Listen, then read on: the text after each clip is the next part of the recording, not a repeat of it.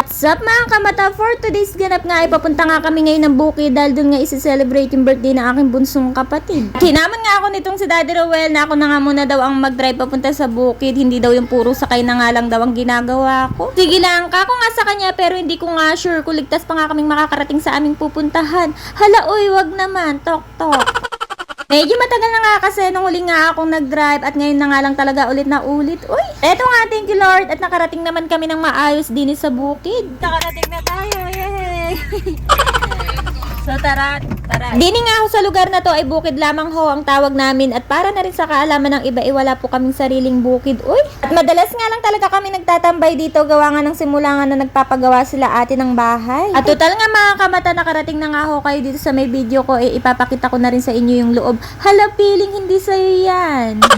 Ito nga pinapagawa ng ate ko, ito nga yung magiging pangalawa nilang bahay at under construction pa nga ito. Isa nga talaga sa pinapangarap ng ate ko ay yung magkaroon ng swimming pool sa loob ng bakuran. Ito na nga nagkatotoo na nga at malapit na nga itong matapos. Bali ayan, totally hindi pa nga siya tapos pero nilagyan na nga siya ng tubig para nga ito ay matesting na. Wala pa nga itong mga tiles pero pwede na nga itong pagliguan lalo na nga ngayon sobrang init ng panahon. Naabutan na nga namin na naliligo na nga itong aking pamangkin. Alam naman natin na magastos nga talaga ang magpagawa ng bahay kaya naman pansamantala bahay kubo muna ang nilagay nila dini. Mga ilang sandali na nga lang nagprepare na nga itong aking bunsong kapatid para sa kanyang handa. Hindi naman nga ho ito bonggang birthday kaya naman simpleng salo-salo lang naman para sa aming hapunan. Habang busy nga ho itong mga kapatid kong nagagayat dyan habang ako naman itong tiga-video lang. Uy, sarap buhay!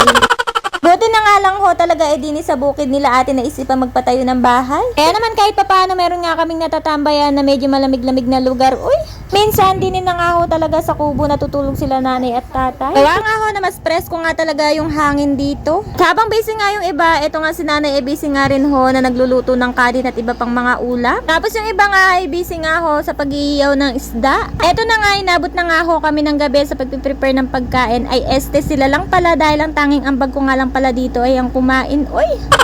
Dito nga inumpisa na nga nitong kapatid ko ang pagluluto ng samji. Sayang nga lang talaga dahil nagkataon nga na wala nga sila ate dito. Kung nandito nga sila mas masaya pa nga sana. Kaya naman shoutout nga sa ate ko na may-ari nga ng lupa na kinakatayuan namin at tamang nood ka na lang muna dyan. Uy! Go!